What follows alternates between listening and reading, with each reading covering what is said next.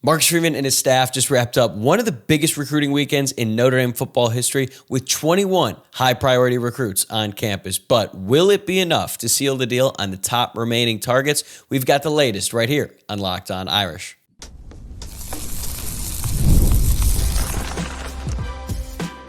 You are Locked On Irish, your daily podcast on the Notre Dame Fighting Irish. Part of the Locked On Podcast Network, your team every day. Hello and welcome in. This is Locked On Irish, your daily Notre Dame podcast. I'm your host, Tyler Wojciak. I'm a Notre Dame alum, producer at Fox Sports, and I've been covering the Irish since 2020. And I am thrilled to have you here with me on Tuesday, June 17th. And thanks for making this your first watch or listen of the day.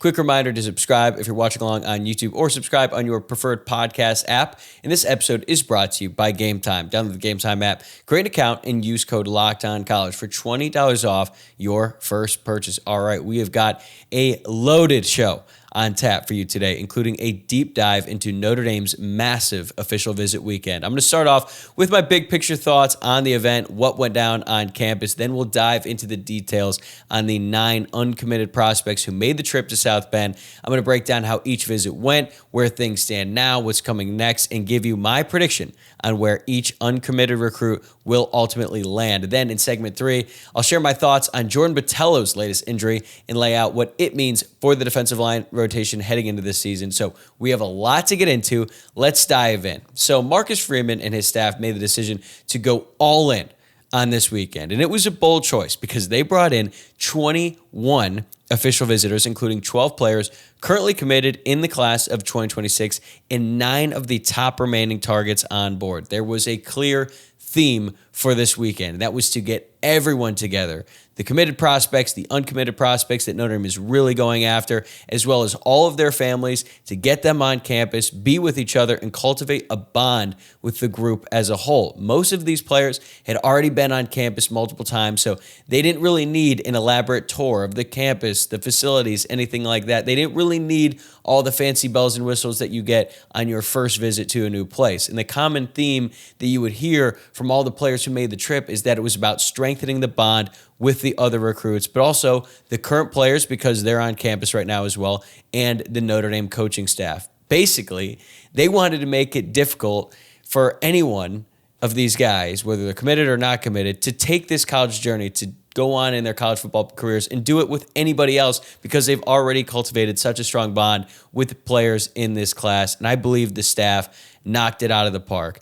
It takes a lot of work for just one official visit, for one prospect and their family to come on campus, and for the coaching staff, everyone that's involved in the recruiting department, they put so much time and energy to making sure that that one visit, that official visit, goes perfectly for that individual and their family. So imagine doing that for 21 different players and their families. That took a lot of time. It took a lot of effort and energy from everyone involved. And by all accounts, the Notre Dame staff did a tremendous job with every single one of these guys. And on Friday, Marcus Freeman hosted all the recruits and their families at his house for a pool party. They played some pickup hoops to get those competitive juices flowing, and it was a great way for everyone to just be together and kick off the weekend in a very casual setting. And then on Saturday, they had a cookout in the quad area between Notre Dame Stadium and Touchdown Jesus. The visit was capped off with a really cool legacy walk that the players did. They basically got to live out what it would be like if they were on the team getting ready for a big game. So they did the legacy walk coming from the Basilica to the stadium. And then once they were in there, they had a really cool presentation on the field, and they got to run out of the tunnel. And the funny thing about all this is I actually saw the part when they were on the field, because I mentioned last week that I was also going to be on campus for a wedding this weekend, and the reception was inside a suite area in the East press box, and a lot of the people, a lot of Notre Dame alums, a lot of Notre Dame fans, they were outside taking pictures when we all started noticing people making their way onto the field, including Marcus Freeman. Then the families of the recruits walked out, and they started to play a video presentation on the Jumbotron that was really cool and got everyone fired up, not just the recruits and their families, but everyone who was at this wedding as well. And then once the players ran out onto the field, Marcus Freeman basically took them all, got into a huddle separate from all the families. So now it's just Marcus talking to all the recruits, and he gave a very passionate speech to everyone in that group. And even though we couldn't hear what he was saying, you could tell he was very fired up, and it was very cool to see.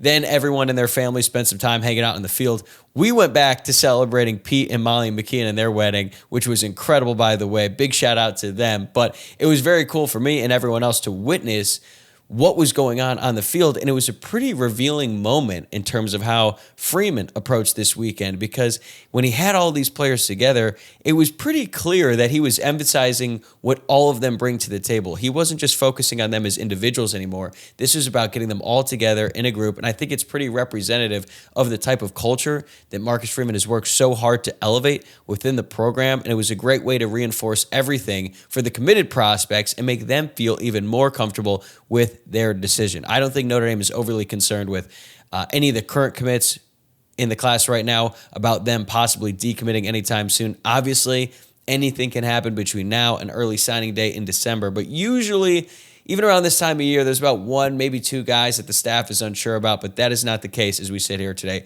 Last year, it was Deuce Knight. We saw how that saga played out.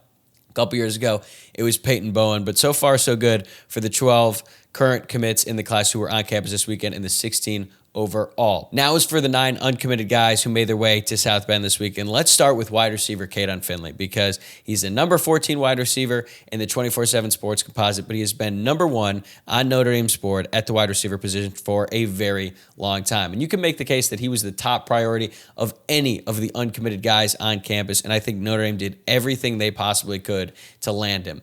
Texas has had the momentum as of late once they made him a bigger priority. It's not really that big of a surprise because Kaydon Finley is from Texas. His dad played football for the Longhorns, was really good, ended up going on to the NFL, and I'm sure that his dad would love to see his son follow in his footsteps. But there are some conflicting reports out there about who currently leads in this recruitment, whether it be Notre Dame or Texas. I know Tom Loy from 24/7 Sports had a report that Notre Dame is in the lead. Some people on the Texas side still feel like they have the best shot at landing him. But going into the weekend, it felt like Texas had made a move. But then after this weekend, I actually think that Notre Dame is back on top. Now, here's the deal. Finley is supposed to visit Texas this upcoming weekend, and then he is going to announce his decision on the 4th of July. At this point, it's really hard to gauge where he's going to end up, but for my official prediction, I actually think it's going to be Notre Dame. I am concerned that Texas has the final visit, but Notre Dame has struck out on so many of these in the past. They absolutely have to get this done, and I think they will. Another top priority target on campus this weekend, cornerback Khary Adams, top 10 cornerback in the class, top 100 player nationally. And he is a very interesting prospect because for someone who is as talented as he is, he's been keeping things very close to the vest throughout his recruitment. But I think Notre Dame did a phenomenal job with him this weekend. I don't think he's your prototypical Notre Dame recruit, but this is one of those examples of a player who in the past, Notre Dame probably wouldn't have tried that hard to get because it would have been easy to just kind of let him move on because he wasn't that interested in Notre Dame early on. But Marcus Freeman, Mike Mickens, everyone on the Notre Dame staff has worked so hard to recruit him and get him to come to Notre Dame. And at this point, I believe it's down to Notre Dame, Oregon, and Penn State for Khary Adams. We know that Mike Mickens has a lot to sell to high school recruits given the success that Notre Dame cornerbacks have had under his leadership as the cornerbacks coach and now the defensive backs coach at Notre Dame. But even though Leonard Moore has been outstanding, Benjamin Morrison was obviously outstanding at Notre Dame, Khary Adams would actually be ranked higher than both of those guys as a recruit. And I think that when you look at what Notre Dame has done with their cornerbacks, but specifically early on in their careers, I think that is a big selling point. Now, Khary Adams might visit Oregon this weekend. It seems like the details on that trip are a little bit uncertain right now, and he then plans to make a decision shortly after his officials sometime in July. And I ultimately think that Notre Dame is going to land him because of just how well this visit went for him. But I will say, if they do get Khary Adams to commit in July, that recruitment is not going to be over. They're going to have to recruit him every single day leading up until he signs on the dotted line in December. The other great elite defensive back on campus this weekend, Joey O'Brien out of Pennsylvania. He is an absolute stud. He's been receiving comparisons to Kyle Hamilton, and his recruitment has been a bit of a roller coaster. But I believe at this point, with just a few days left until he announces his decision, I think it's down to Notre Dame and it's down to Oregon.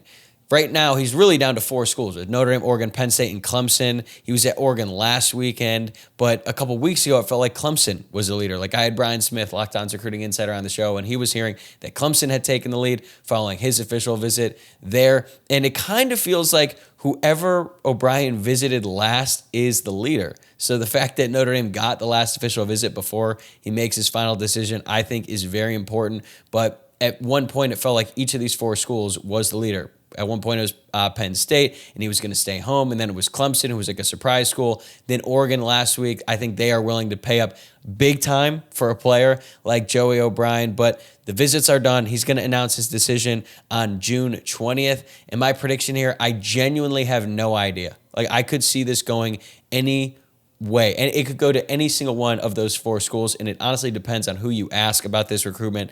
But I guess if I had to pick right now, I think it's going to be Oregon because I think they're going to offer him a deal that he can't refuse. And but again, that's just how I'm feeling today. Notre Dame could certainly land him. They have been very optimistic about his recruitment this entire time, but I just feel like at this point it's so difficult to tell. So I'm going to go ahead and guess Oregon. Now, his teammate, offensive lineman Grayson McKeo, was also on campus this weekend, and there are conflicting reports about his recruitment as well. I think Notre Dame did a great job with him this weekend, but a lot of people believe that Penn State is the leader in this recruitment. McKeo, also from Pennsylvania, being a high school teammate of Joey O'Brien. And the thing that really stood out to me is the Penn State NIL Collective Twitter account announced McKeo's commitment date, including a video with him. I think that's pretty telling in my eyes. Now, they did that, and he was also on campus this weekend. It was a little bit odd that he would announce his commitment date, which is scheduled for July 1st, right off the visit, and then people still not be certain whether or not it's going to be Notre Dame, because usually when a player announces a commitment date after a visit, it means they're going to go to that school that they were just visiting. But I don't think Notre Dame is going to win out in this one. I think it's going to be Penn State. I think they've been the leader for a while. But one thing I will say about when I saw Grayson McKeo compared to the other offensive linemen, 2 things stood out to me. One, the other offensive linemen that Notre Dame had on campus this weekend, a lot of the commits, like Sullivan, Garvin, like those guys are absolutely massive. And Grayson McKeo is massive in his own way. He's 6'7", but he kind of looks more like a basketball player. He's listed as 275 pounds. It doesn't really look like that. So wherever he ends up, it's going to take him some time to develop in the weight room and be ready to play on a college football field. But I still think he's a talented player. Notre Dame would certainly love to land him. I just don't think they will land him in the end. So we've already talked about 4 of the top targets. We still have 2 wide receivers, 2 tight ends, and 1 safety still to go. So coming up next, I'm going to tell you who's trending toward Notre Dame and which commitments could be coming soon. That's next. Today's episode is brought to you by Game Time. There is nothing like the NBA Finals. The intensity, the buzzer beaters, the fans losing their minds. It is the kind of atmosphere you must experience live. And this year's matchups have been delivering all postseason long. But if you want in, Game Time makes it fast and easy to get seats, even for NBA Finals games. Prices on the app actually go down closer to tip-off, and with killer last-minute deals, panoramic seat views, and no surprise fees, Game Time is a total game changer. I was actually just looking on the app, and zone deals were offering 60% off in great sections. Plus, I love the fact that I can see my exact seat view before I buy. There are no surprises, and with the Game Time guarantee, your tickets are 100% authentic. They're going to arrive on time, and you'll always get the best price with fees included. So what you see is what you pay. Take the guesswork out of buying tickets with Game Time. Download the Game Time app, create an account, and use code LOCKEDONCollege for $20 off your first purchase. Terms apply. Again, create an account and redeem code LOCKEDONCollege for $20 off. Download the Game Time app today. Last minute tickets, lowest price guaranteed. All right, we've already talked about the status with 1 wide receiver, Notre Dame's top target on the board, Kaydon Finley, but they're also after Devin Fitzgerald, the son of Larry Fitzgerald. Now, Fitzgerald isn't quite the same high school profile as his dad. He's the number 80 wide receiver in the class, but he's been generating a lot more traction as of late. Notre Dame has ramped things up with Fitzgerald especially, and they made a big move this weekend. It sounded like they just hit a home run with this visit, not only with Devin, but his entire family. And if you think about it, Devin Fitzgerald kind of fits the Notre Dame profile to a T, especially the one that we've seen under Marcus Freeman. He's a good football player. His dad played in the NFL. He prioritizes academics, as does the rest of his family. And he spoke very highly of Notre Dame following his official visit. And at this point, I do think the Irish are in the lead. Now, he just visited Clemson and Stanford. Those are two schools who have been after him for a really long time. So it's going to be hard for Notre Dame to make up all of that ground. But I do think that they made a very significant move this weekend. And I do think that they are in the lead. I think the family's very bought in to Marcus Freeman's program as well as the university. Obviously, Larry Fitzgerald understands the importance of life after football, and that's a big selling point for Notre Dame. Plus, Notre Dame is a very good program, as is Clemson, but I think that when you look at the schools that he's considering with Notre Dame, Clemson, and Stanford, Notre Dame and Clemson are here, Stanford is here right now, and if you're just listening to the podcast, just understand, sizable gap between them. He might visit North Carolina this weekend. I'm still trying to figure out if that visit is confirmed, but he does plan to announce his college decision on July 5th. At this point, I do think he's going to end up with Notre Dame. So right now, Notre Dame already has Dylan Faison and Bubba Frazier committed in this class. I think they're going to land Finley, and I think they're going to land Fitzgerald, which makes this next recruitment very interesting. Wide receiver Braden Robinson. It's a name that we have talked about a lot on this show. He's 5'8", but he is a speedster. But now, given where things are trending with the other wide receiver prospects, I'm not really sure where Robinson fits in this class. And this has nothing to do with his visit this past weekend, because I think he had a very good visit. Everything that he has said coming out of the weekend has been extremely positive about Notre Dame. He's also referred to the group as we, referring to himself and the current Notre Dame commits and everyone else who was on campus this weekend, as if he's already part of the class. But the thing is, he's not committed. And at this point, if he doesn't make a decision soon, then Notre Dame might move off of him.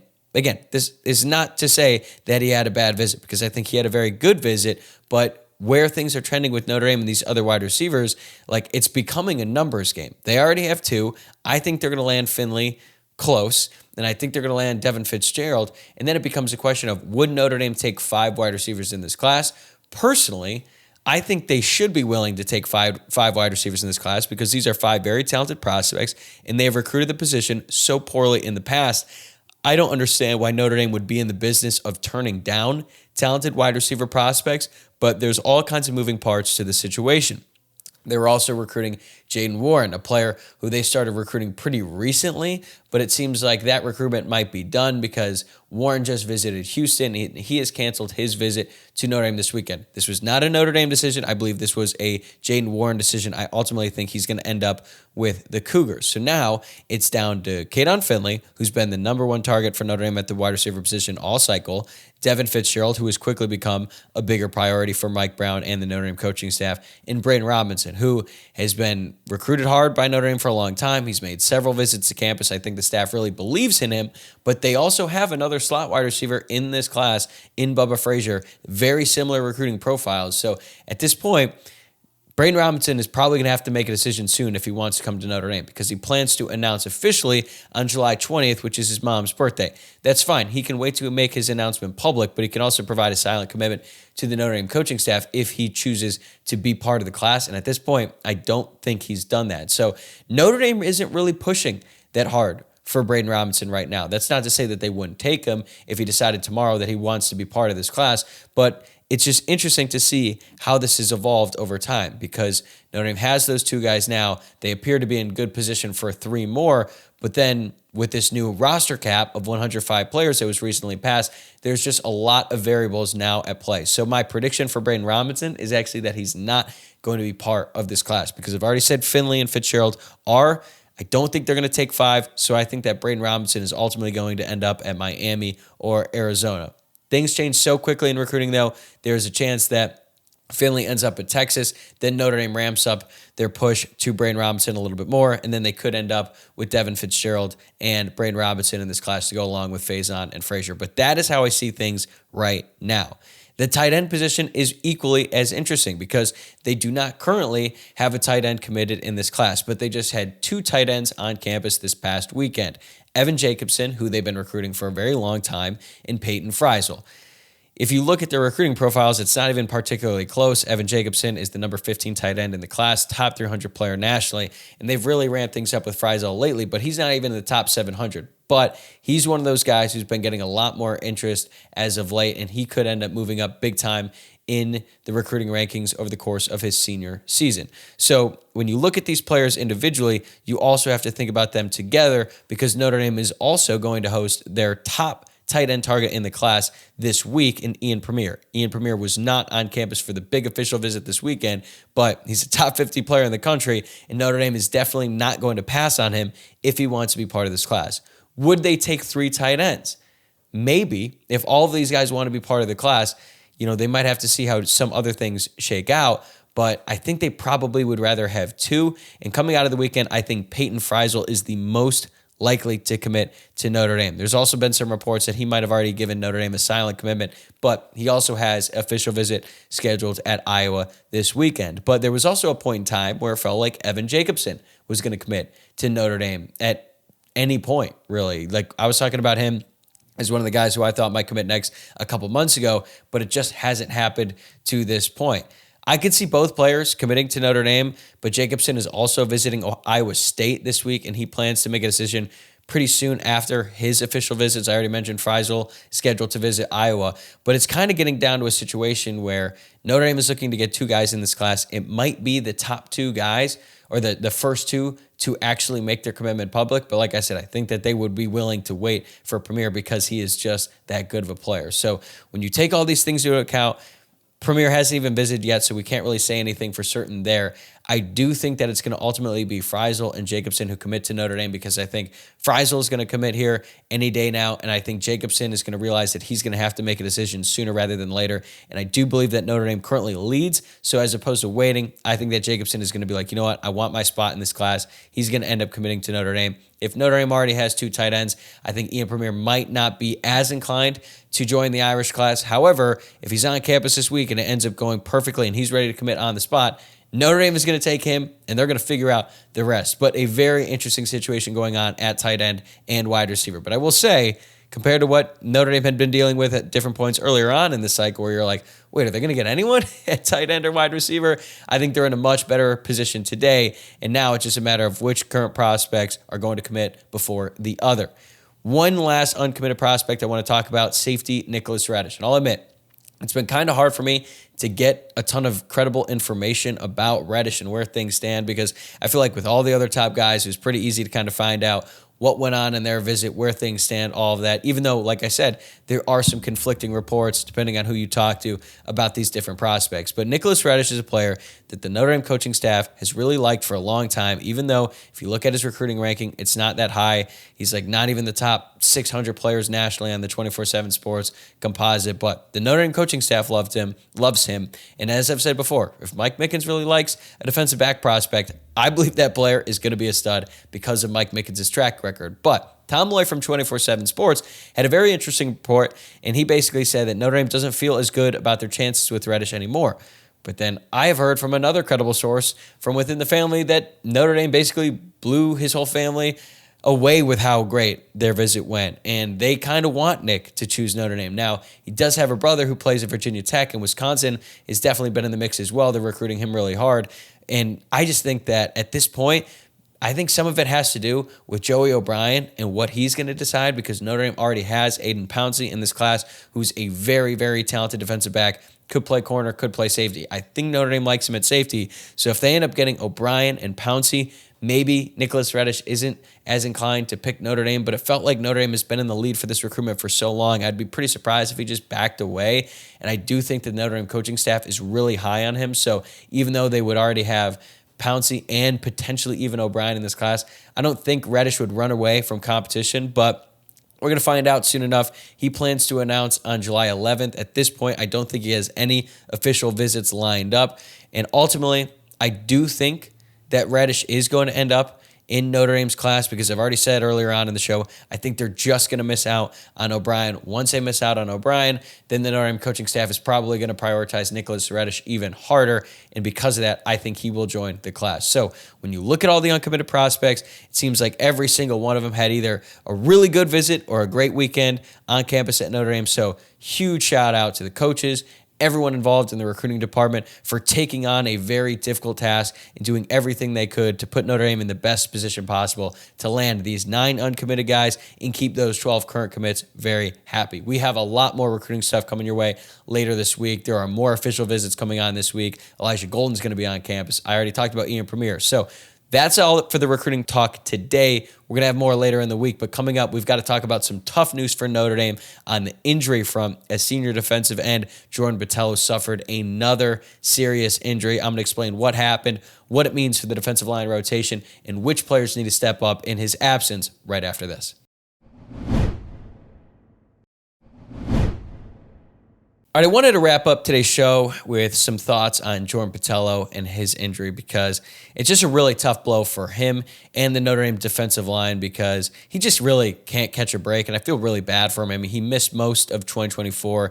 Now he's out until at least October after tearing his pec. Now, for everyone out there who's complaining about Loren Lando, I just want to make something clear. This was not something that happened on campus. Matt Freeman from Irish Sports Daily was the first to report the news, and he said that this was an off-campus injury, but it is really, really unfortunate. He tore it working out, and I just think that Notre Dame really needed his experience and his leadership on this year's team. Now, I had been pretty skeptical about the idea that he was going to come on and just be ready to go 100% for the game against Miami, but I felt like as the season progressed, he would kind of come into his own, and we would start to see the player that we saw during the first 2 games of 2024 when he was arguably the best defensive player on the field against Texas A&M, and he was having a career game in the first half of Purdue before he suffered a torn ACL injury in that game.